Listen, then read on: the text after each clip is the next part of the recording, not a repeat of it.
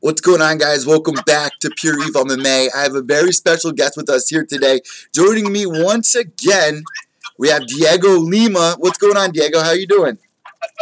What's up, boss? I'm doing great, man. Thanks for having me again. You know, everything good, man. So, obviously, last time we talked, it was literally right before you were on the season Ultimate Fighter, season 25. A lot has happened.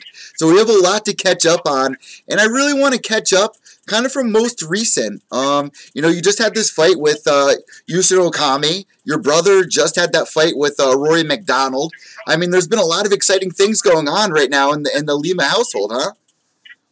Oh, yeah, for sure, man. We've been busy, you know. It was a great year last year, and, you know, we wanted to start with a few extra fights this year, but, you know, it didn't happen, and we each got only one, so, you know, but it's been great, man. It's been busy, and, you know, we've both been healthy now, and we've just been training. It's been great. So what was that fight like with Yushin Okami, man? I mean, the guy's a freaking legend in MMA. Was it kind of intimidating fighting him? But at the same time, I mean, you're no stranger, you know. Not at all, you know. I've been in the sport for a little bit now, you know, and man, my brother has fought for a title before, so I've been around, you know, big fights my whole career, and you know, it was just, you know, now and then it was just bad luck, man, bad luck. You know, I tore my cartilage on my rib 30 seconds into the fight, so that was just bad luck, man. It sucked.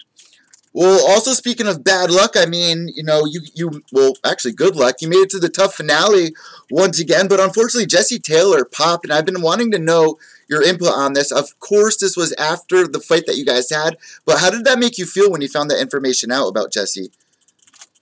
Man, at first it sucked, man. At first I was hurt, man. I was like, man, that's bull, you know, because it was right after the fight, so...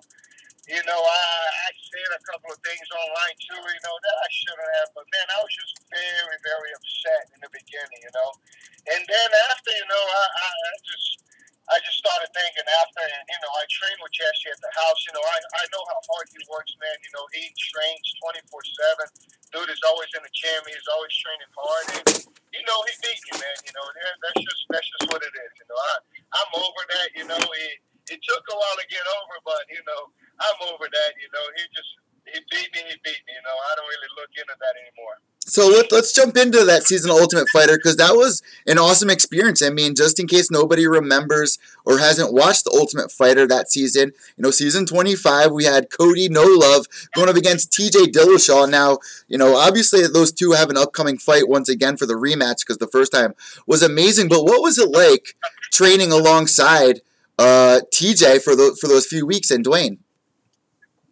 Man, it was awesome. It really was. I learned a lot from those guys, you know. It was one of the best experiences of my life, you know. I said that from the first season, and this season was the same thing, you know. Because when you just train, man, you don't have anything to worry about. It's just amazing, man.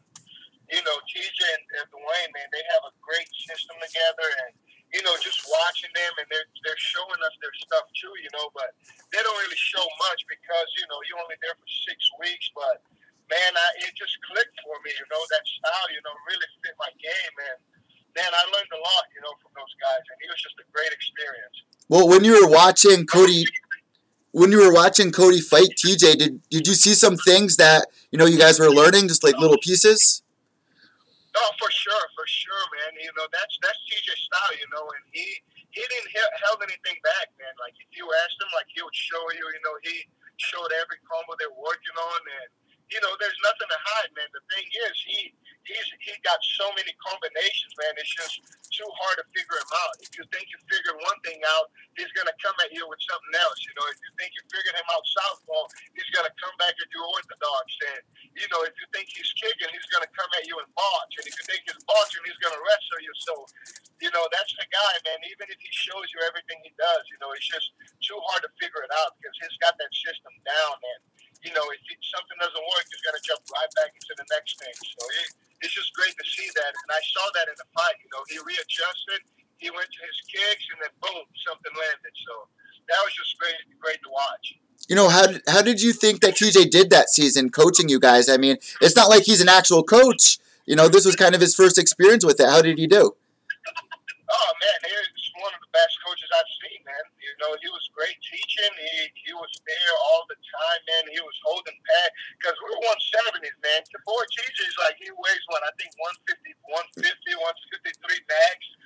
And man, and he would hold pads for us, like, you know, to hold pads for a bigger guy, it sucks, man. He didn't care, like he was all in it, man. He was a great coach.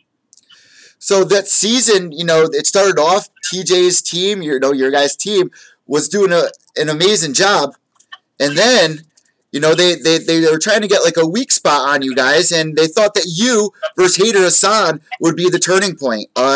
You know, Hader had some comments to say, and you know, you've commented on it before, but now that you have had some time to digest, have you reached out to him like, hey man, like what was that all about, or you know, where did you leave off with him? Oh man, I don't really, man, like stuff that happens in the past, I don't really care about, man. Like we saw each other at you know, when we did the tough show after, you know, we talked about it, you know, it was just, there's a lot going on there, man. They pressured him a lot there, you know. They were like, hey, you gotta fight. So, you know, his back was against the wall, and you know, it just bad, the whole thing, the way the whole thing went down, you know. He was just, they needed to win bad, and you know, they put that pressure on him, and then they're like, oh, you got to fight somebody, your teammate. Oh, okay, that's more pressure. And then they kept, hey, can you beat him? Like, you know, it's just a lot of things, man. It wasn't good for him, you know, and you know, that's all about, man. That's it, you know. We're cool now, you know, that we don't let something like that get in the way of a friendship. You know, he's a great guy, man. He's a really actually great guy, you know. He's very nice. Like, he's nice to everyone. He's very humble, and you know, that's how it is. Well, that's the thing. I mean, when I was watching that season and I was watching the episode where they matched you two up, I was like, oh no. Because the whole time I was like, I hope they don't match these two up. I hope they don't match these twos up. Yeah, I know, man. From the beginning, too, I was like, that, come on. And then it kept going to the end, and then, you know, it happened, you know. So what was that season like, man? What was your favorite moment on that season? You had fights with Tom Galicchio, who actually did a lot better than a lot of people expected. Did he catch you guys off guard, really, coming into it? Oh, heck yeah, man. Tom's the man, but, you know, he didn't catch us off guard, man, because we trained with him, you know. And he, man, in training, like, if he takes you back in training, man, like, you're not getting out. You know, like, it's really hard to get out. And then the guys he fought, you know, it was great matchups. You know, they were very strong guys, but not really, you know, a bit known jiu-jitsu guys. So, you know, he knew it, man. He was confident, and, you know, especially with Eddie, you know, Eddie's such a big guy, man, and everyone's like, man, Eddie's going to tear him apart, you know, but, you know, jiu-jitsu is jiu-jitsu, man, and, you know, Tom found a way to take the bag, and that's what happens, man. When that dude takes your bag, it's no joke. Yeah, that fight was crazy. I think that fight especially shocked a lot of people with Tom Galicchio being able to get that win, starting the season off like that. But what do you think was, you know, your favorite moment from this season of Ultimate Fighter? Man, favorite moment was making it to the finals again, man. Just getting that hand raise and being there for 6 weeks, man. A lot of training, put everything into it, and then when my hand was raised, you know, when I fighting Tom sucked, you know, because I liked the guy so much. But, you know, once my hand was raised at the end, that was, you know, it's like, oh, you know, here we go again. You know, I made it back, and it's just very exciting. So moving forward, man, some big things have been happening in your guys' life. Obviously, this fight with Rory MacDonald that your brother just had. Can you walk us through that? Can we relive that fight? Because it really seemed like your brother had it in the bag in the first couple of rounds there. What was going through your mind in those first few rounds? Man, the first few, when he landed a few kicks, man, we're just like, oh yeah, here we go. You know, we pretty much knew he was going to be our night, man. And then in the third round, he lands that other kick that drops him, mounts him. We're like, okay, here we go. I think that was in the fourth round where he dropped him with the kick. And then we saw Rory's leg, man. And, you know, I looked at my coach, and we're like, holy crap, like, that's bad. And, you know, we didn't even know he was going to come back for the fifth round, man. And, you know, that's just one tough dude, man. The fifth round, he came out southpaw, and he just rushed him and was able to get him down. And I don't know, man. My brother, he just stayed in his guard, you know. But we kept yelling, "Hey, look to get up, you know, get up!" Because if he scrambled, you know, he only had one leg. But you know, it clicked off on him a little bit. He still to this day, man. he's so pissed about that round. And, you know, it is what it is. You know, he learned a lot, but, you know, it just shows him what level he's at. And that fight only grew him, man. Only grew him because now, you know, it's going to be trouble from now on for whoever fights him. It always was, and, you know, this now is just going to get even worse. You know what's going on in his mind? Obviously, they're trying to match up Rory MacDonald versus Gegard Mousasi. I actually think they went through with that. You know, how do you guys feel about that? Because your brother definitely wants to hit that rematch, and there's really not many other people. That's bull crap, man. There's no reason for that right now. You know, no reason, man. You got these guys at 85, like, what for, you know? Like, Rory barely won that belt. He couldn't even walk out of that cage, man. You know, like, give the guy a rematch, man. You know he deserves it. He was a champ, you know, and a lot of scorecards, a lot of people was like, man, just the damage Rory took. Like, there's no way you can take somebody's belt just by that damage, you know? Like, taking somebody down and doing no damage, you know, that's not a win. Like, give the guy his rematch, man. You know, that's bull crap.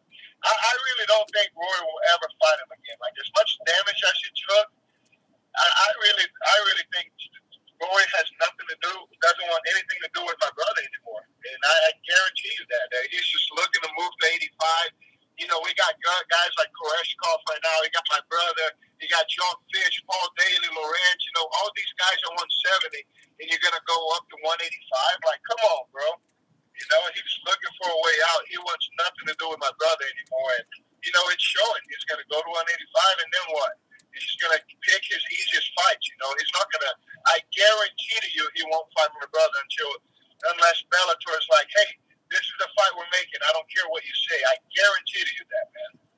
Yeah, it seemed like Scott Coker was kind of hesitant about making Gegard Mousasi up against Rory MacDonald. Obviously, you're against it, you know, for a couple of reasons. What would you like to see your brother do next? Who would you like to see him fight, if not Rory, for the belt, obviously? Man, he's waiting, man. He's waiting. He wants to fight, man. He's been training hard, you know. He wants to fight. And, you know, they said this week we'll know something. So, hopefully by the end of this week, you know, they'll announce what. Oh, we got Dhiego cutting out here a little bit. Hopefully we'll get him back. That's all we know for now. They won't tell him anything, and, you know, we're just waiting. So you actually just cut out right when you said that last sentence. Can you just repeat that last sentence? What did they say to your brother? Oh, yeah, I said we're just waiting right now. You know, the only thing we know is what we saw online, you know, with the Mousasi and MacDonald. And other than that, man, we don't know anything. We should know something this week about what they're going to do with him, but right now we're just playing a waiting game and training. So what's next with you? What do you think your next move is here? Obviously, your last fight was, you know, a couple of months ago here. What are you going to be doing, you know, come the next few months? I'm just waiting now. You know, I've asked for a fight already. You know, I asked for August or September. You know, I was out for 8 weeks, man. Like, because of my ribs, I was out for 8 weeks. I couldn't do anything, no type of training. So, you know, it's been the past 4 weeks. It's just me getting back in shape, and you know, now I'm in shape, and I'm just ready to hit camp. You know, whenever they give me a date, you know, I'll start camp, and boom, here we go. So just waiting.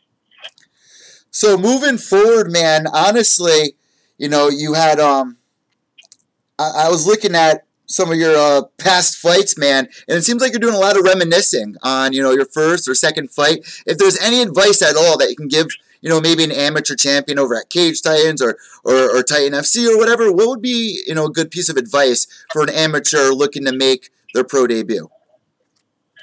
Man, just be patient, you know. Be patient. The time will come. The thing with amateurs, they want to rush everything, you know. They see a fight, they see somebody doing good, they're like, I want that fight. You know, I'm like, I can beat him, but, you know, the thing is, they got to be patient, man. Be patient, you know. Get as many fights as you can. You know, if you're healthy, you fight.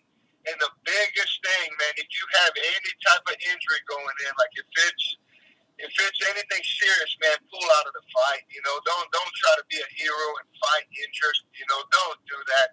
I've made that mistake again, and I should have learned from it, and I did it again. And, you know, that's one thing that hurts so much after, you know, because you know you can do so much better, but your body won't allow you, you know. So just if you're hurt, you know, just pull out of a fight. There's no reason to act tough. And, you know, nobody pays your bills, you know. at the end of the day, those people that are talking crap, oh, he's pulling out, whatever, you know, they're not going to pay your bills. So just make sure you listen to your body and, you know, be patient. So we actually have a question in the chat room. I got two questions for you really quick. One being from the chat room. We kind of brushed on this, but I want to make it fair for the people tuning in. So Harvey Weinstein asks, you know, after losing to Jesse and hearing Jesse was popped by USADA, do you feel robbed of that $250K? No, man, I don't, man. I don't. If you asked me that week, like when I found out that, of course I was, man. That week, you know, I was like, what? No, man. But then, you know, as I sat down, man, I know how much the dude works, man. He worked hard for that. He trains very hard, and he beat me, man. He just beat me. No, I don't feel robbed at all. So my next question for you, my last question before we let you go here, because I know you got a busy day, Dhiego. So, you know, you were on 2 seasons so far of The Ultimate Fighter. And now come the end of 2018, we're actually going to see the last, you know, what we might see of the last episode of The Ultimate Fighter with season 28 and the big change over to ESPN. So now we have Dana White's Tuesday Night Contender Series. How do you feel about, you know, the Contender Series? Do you think this is a good idea for them? Do you think Ultimate Fighter may make a return somewhere down the road? What are your thoughts? Man, I'm not sure, man. I think, you know, the Ultimate Fighter, you know, there's not, you go around, man, there's not a lot of people watching anymore, you know, like over here, you know, for my season, you know, around me, you know, everyone watched it because I live here, you know, like say in Atlanta, but then you go to all the other seasons, man, even at my gym, man, like my members and stuff, I go talk to them, hey, did you see that episode last week? They're like, huh?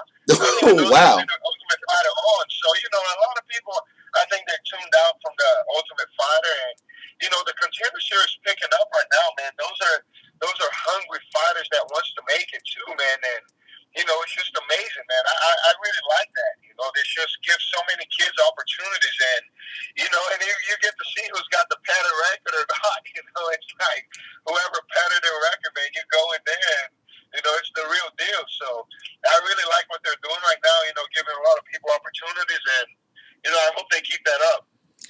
You know, I've been trying to get everybody's pros pick on an upcoming fight that is coming up for week 7 or week 6 or I think week 6 of Dana White's Tuesday Night Contender Series. We have notorious Nick Newell.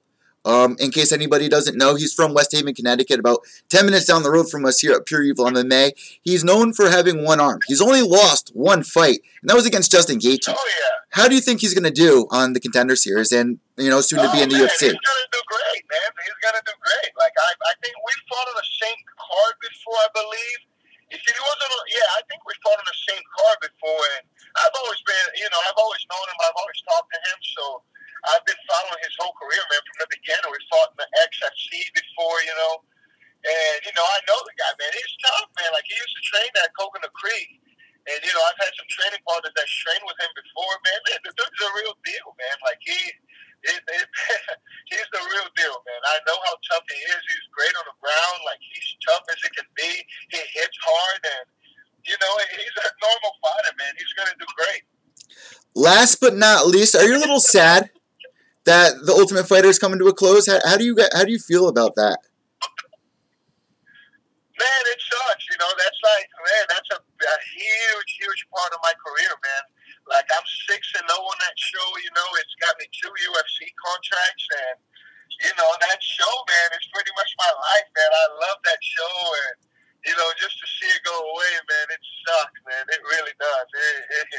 That's going to be, that sucks. Dhiego, I want to thank you so much for joining me here today on Pure Evil MMA once again. We want to wish you best of luck, best of skill in your future journey here in the MMA scene. And last but not least, if you have any shout-outs, any sponsors, anything at all that you want to get out on the table, the floor is all yours. Man, thank you very much, man. I appreciate you having me again. Just want to thank my sponsors, you know, Fan Fleet Shirts and Talented Reflexes, man. Just make sure you keep those guys out. You know, I'm always posting stuff about them, and, you know, follow them, help us out on social media, and, you know, I'm shooting to hear something about my fight soon, and as soon as I have anything, I'll let you guys know, and, you know, I'll see you soon, man. Definitely keep us posted. Thank you so much. Have a blessed day. You too, my man. Thank you. There you go, guys. Dhiego Lima, UFC veteran, Ultimate Fighter. very cool to see his take, now that we're at the end of The Ultimate Fighter. I mean, 28 seasons we're going to be ending on. That's almost 30 seasons. You're doing 2 seasons a year.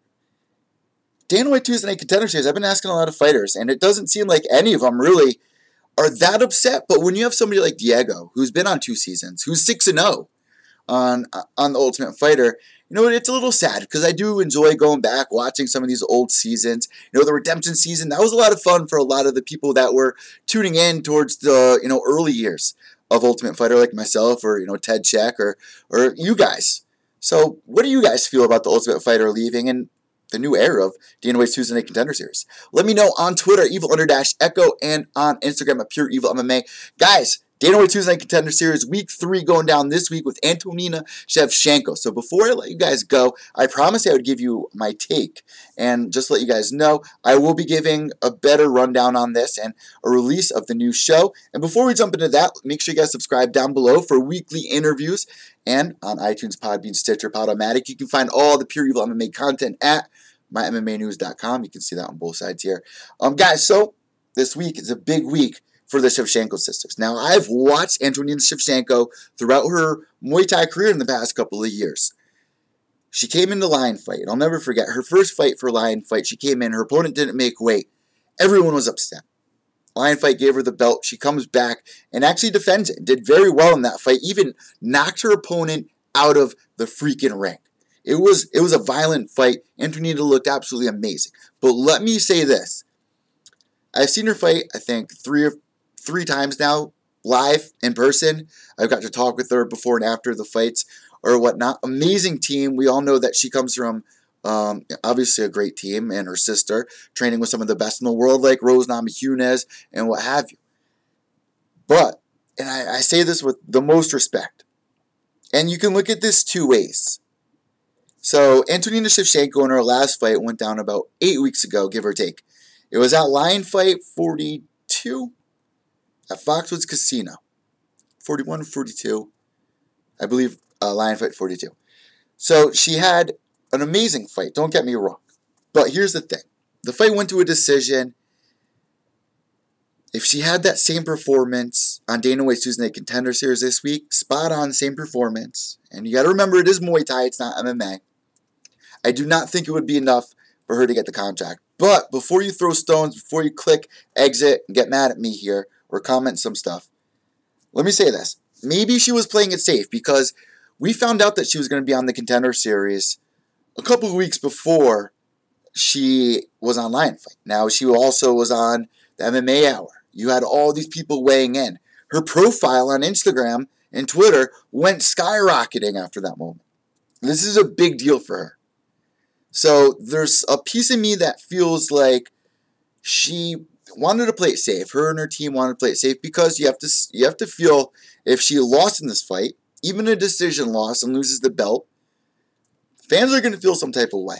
She's going to go in with more pressure on her back. She was going in with a lot of pressure on her back, and I've even talked to them about this, and Valentina even said to me, she was like, I get more nervous when my sister fights than when I fight. And, Valentina, man, she was so awesome in the corner. If you guys watched my Instagram story that night, and you guys can go back, I have it highlighted on my Instagram.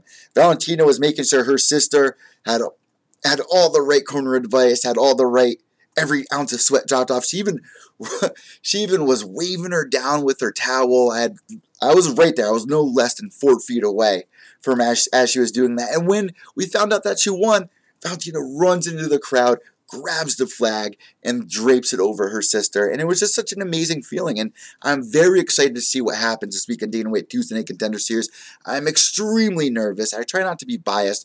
Her opponent is a very tough girl. Me and Nolan actually kind of got into that discussion. You guys can check that out on our Dana White Tuesday Night Contender Series preview, which is down here in the playlist below for you guys and on iTunes and Podbean. But like I said, if she goes into this week and had that same performance, I do not think it would be enough for her to get the contract, especially considering last week's Week 2 Dana White Tuesday Night Contender Series. They gave away 4 contracts, which is a lot. So you have to think that somebody probably said something to Dana White afterwards, like, you can't just be handing these things out, man. I mean, it was a great week. Week 1 was a great week as well. Week 2 picked up even more momentum. Week 3, there's a lot of hype behind.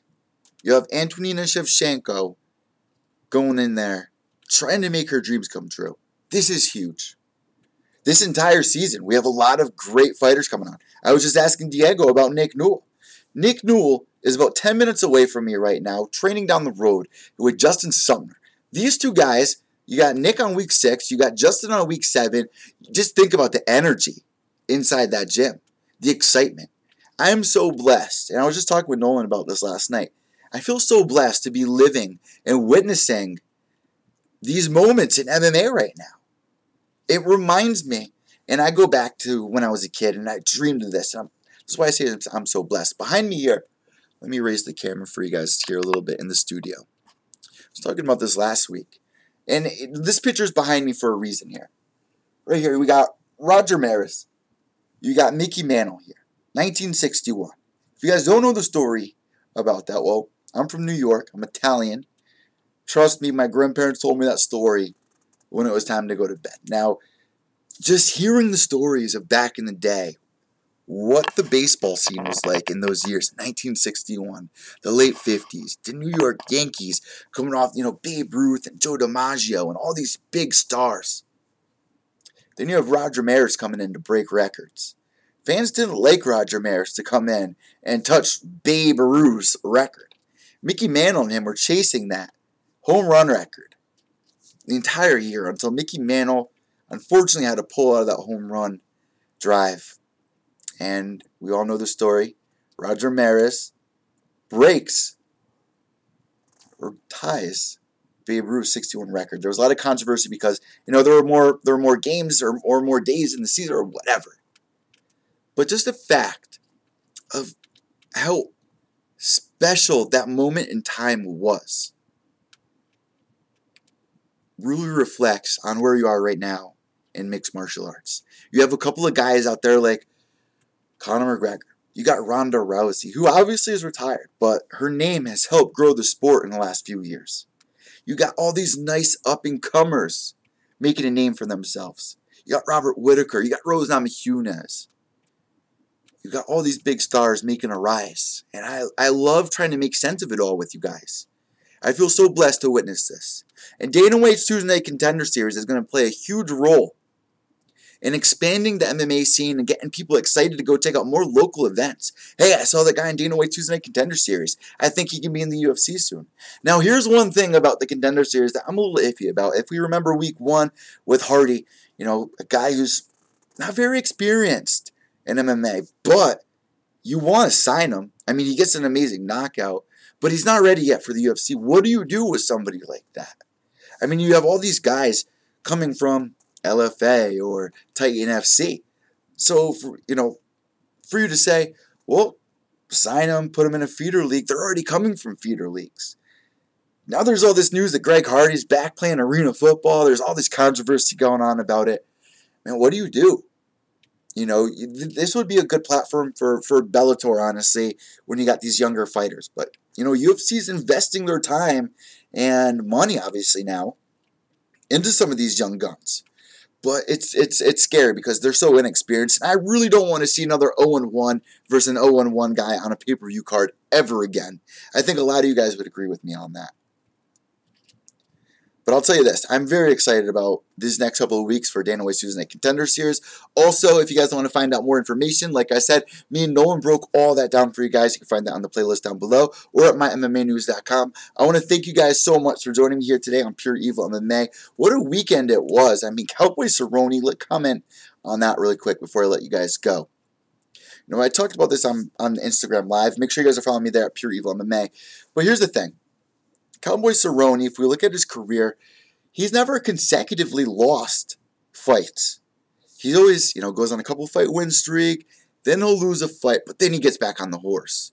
And then he just starts slaying dudes. I mean, he took out everyone in the division.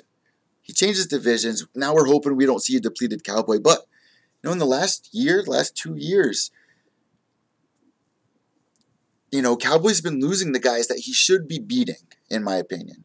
I'm not taking anything away from Leon Edwards. I'm not taking anything away from Darren Till. Darren Till even proven himself against, Wonder Boy most recently. At the same time, Cowboy Cerrone, he fights a lot. And you got to take that into consideration. A lot of these fighters you see fight once, maybe twice a year. Cowboy Cerrone fought 4 times in 2016, 4 times in 2015. I mean, the guy's just, he's a fighter. He's a fighter's fighter. He's the guy, even if he's losing, he's fighting elite fighters. But now we're seeing him kind of fall down, the top 10 when he should be beating guys in the top 5. And the big whack on Cowboy for years was, all right, he wins all these fights against non-title fights, but once you give him that big shot, like RDA, he loses. But you know what? Cowboy Cerrone, man, it just wouldn't be the same without him, I feel. He's such a staple in the UFC. He brings so much excitement. He's another one of these guys, like a Justin Gaethje, where you don't really care if he wins or loses. You know that he's going to go in there and he's going to put on a fight. But then again, I'm kind of contradicting myself, because here's another thing about Cowboy that I always worry about. And if you're somebody that puts money on these fights, you might also worry about the same thing. You don't know what Cowboy is going to be showing up come fight night. Now, Cowboy also said after the fight, in case you guys didn't catch it, that he wasn't feeling that well the week of the fight. He was even thinking about pulling out. And we just heard Dhiego moments ago say to, amateurs or guys, trying to come pro, you would think that, somebody at this level would know to pull out. But, even Dhiego saying, if there's something wrong, you don't feel right about the fight, you're taking it on short notice or what have you, something's not feeling right, trust your gut reaction. These aren't Diego's exact words, but pretty much in a nutshell. Don't risk it, man. This is your pro career. Every fight counts so heavily. In this sport, you're best known for your last fight or your last 2 fights. I mean, Cowboy Cerrone has had an amazing career. But what weighs most is how you've done in the last year or 2. And if you look at Cowboy Cerrone in his last year or 2, damn. That fight with Robbie Lawler, that was a close fight. A lot of people even think that Cowboy won that fight. I personally scored it for Robbie Lawler. But Robbie Lawler, you can also have the same argument with him. It's very tough, because the way I also look at it is, this is the UFC. You guys can argue with me if you want, but you're fighting against the best in the world. Like I said, you can argue with me if you want about that. But nonetheless, the Ultimate Fighting Championship has gathered up the elite in the MMA scene. And when you're fighting guys like RDA, young up-and-comers like Darren Till, guys like RDA, Robbie Lawler, sorry for repeating myself, Rick Story, these are tough opponents. How would Cowboy Cerrone do over in Bellator? Well, look at Gegard Mousasi. Look at Rory MacDonald, who just fought Diego's brother. Not having the easiest of times. They're having to bite down on their mouth guard and really give it all, which what you should do in MMA. But I feel like a lot of people feel that, well, I'll have an easier ride if I go to Bellator. And we're learning that's not the case. Big John McCarthy even coming out and said it this week. It's just not the case. I interviewed Justin Gaethje going on 3, maybe 4 years ago, when he was fighting for World Series of Fighting. Now, I talked to him backstage at this event, and I asked him. You guys can find this interview down below here on the YouTube channel. I said, Justin, you have all these promotions talking about you. This is before he's in the UFC, obviously. You have all these promotions talking about you, man. What are you thinking? Do you think you want to go to Bellator? Do you want to go to UFC? There's a lot of fighters that are leaving UFC to go to Bellator. What's your take on it? You know what Justin Gaethje told me? Word for word, maybe not word for word, he said not all of the best fighters are in the UFC. I had so many people comment and say that he's crazy. Man, he's proved his point coming over. And I think now when you're seeing guys like Benson Henderson go over to Bellator, you're seeing guys like Gegard Mousasi, you're seeing guys, along that line, and they're not having these easy fights. And I think that now that we're in 2018, moving towards 2020, Bellator coming towards the rise. They do have a couple things they need to fix. But with the Bellator Grand Prix, they're signing guys from UFC. They have guys over from the UFC wanting to go to Bellator. But then you got guys like Michael Chandler, who I feel should come to UFC. But I feel like Bellator is definitely making that climb. And if Cowboy Cerrone were to go over Bellator, I don't think it would be any easier for him. I don't know what it is that he needs to change. I don't think he should retire. You'll never hear me say a fighter should retire. But Cowboy also noted, he said, I'm not going to stop until the UFC tells me, man, you've had enough. And one thing that worries me to close this out is when you have a guy like Cowboy Cerrone that's fighting as much as he does. Like I said, fighting 4 times a year, that's a lot. Fighters don't fight that much. And just the simple fact that this guy, as much as he fights and the big names that he fights, isn't extremely wealthy at this moment in his career, or now you have people talking about possibly the end of his career, and he might not be comfortable enough to even retire with, enough money. It worries me. The sport should not be there. And it brings me back to, the Mickey Mantle era, 1961. The fighters need to come together. The media guys like myself, like Nolan, like James, like Kobe, like Chris, whoever. We can only say so much. We can only raise so much awareness. We can only get so many reactions. It's up to the fighters. And I love what Leslie Smith is doing. I'm not saying that's the exact route that people should go. But within the next few years, this has to be figured out. It's just so sad to see guys like Cowboy and the careers that they've had. People like Showtime Pettis, the career that he's had, not be able to retire comfortably. And you look at these sports like the NFL, NHL, all these guys making big money. And you see UFC 225, rumored to come in with 150K buys. What's going on? How do we fix this? I'll leave you off with this. I do think in the next year, next 2 years, 3 years, especially with the big ESPN deal that has now come to light and brought onto the table, me and James McSweeney were just talking about this last Monday on our new podcast, which you guys must subscribe to. James McSweeney versus Evil Eddie. I guess that's the name of the podcast right now. We're going to be releasing the actual name of the podcast come next Monday. We're releasing the podcast bi-weekly, but me and James were talking about this exact thing. What were we talking about here? Why am I drawing a blank now?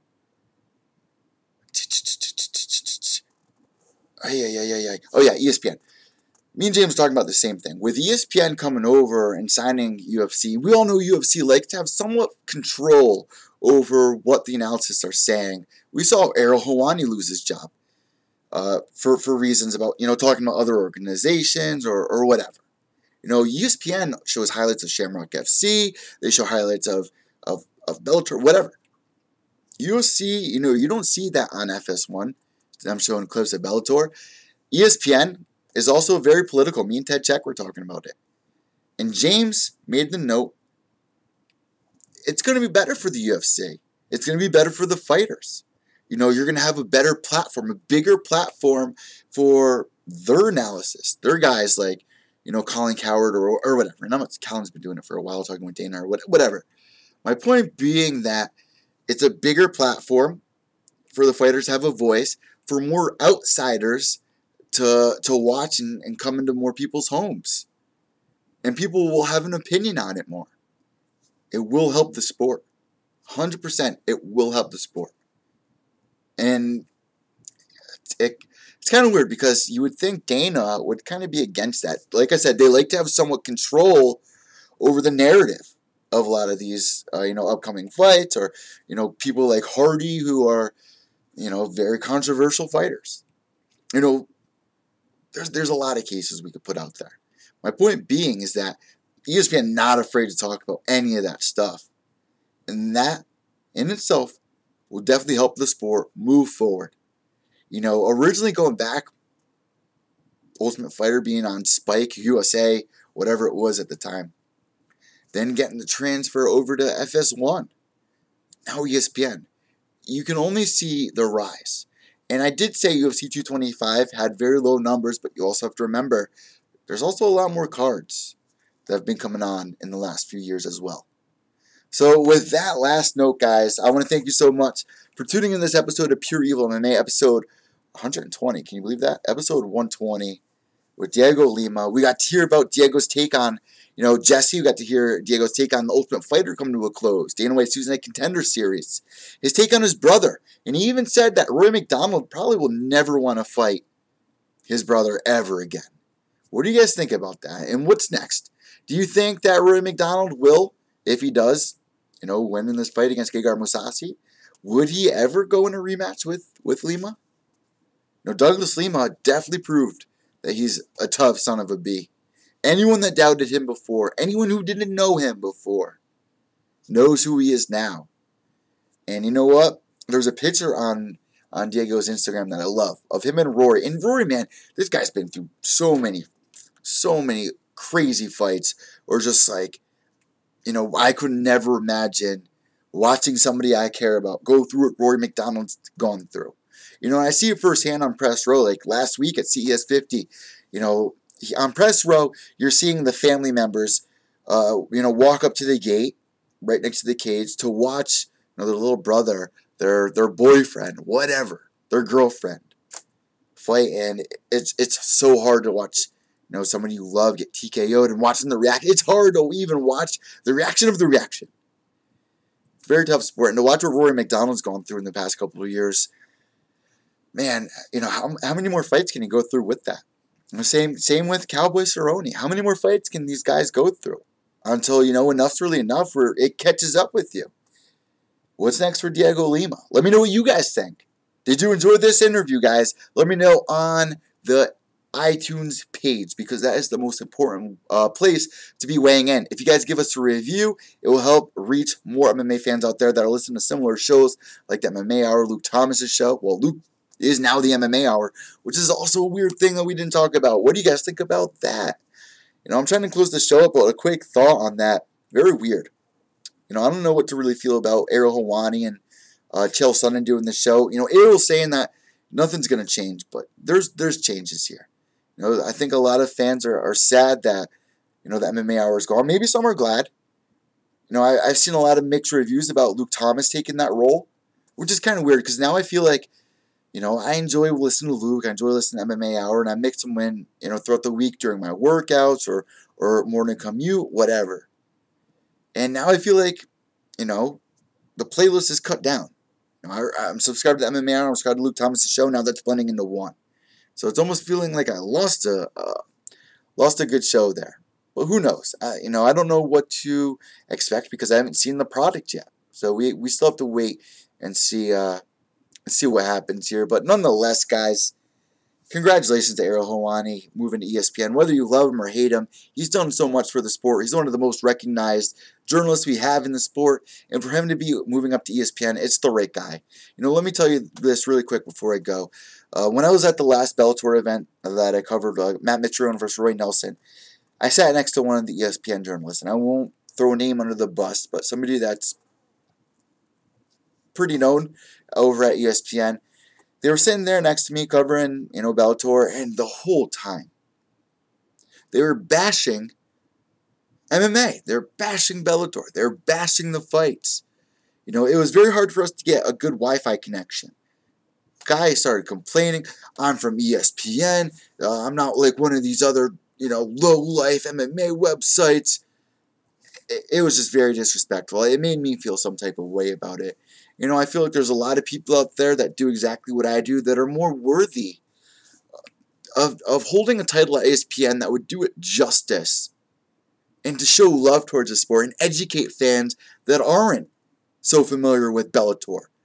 To sit there and bash our sport, it made me so mad. It made me mad. I hope that, ESPN moving forward, having somebody like Ariel and Chael will now educate more fans and get them excited about the sport. This is the best sport on the planet, in my opinion. This is not a very big planet, mind you. People think this planet's 1 million miles round. It's about 23,000 miles round. Very small. The sports on this planet, you got MLB, you got football. Well, that's localized in the United States. Then you got soccer, kind of global. MMA is a world-renowned sport. Global. Brazil, America, Canada, China, everywhere.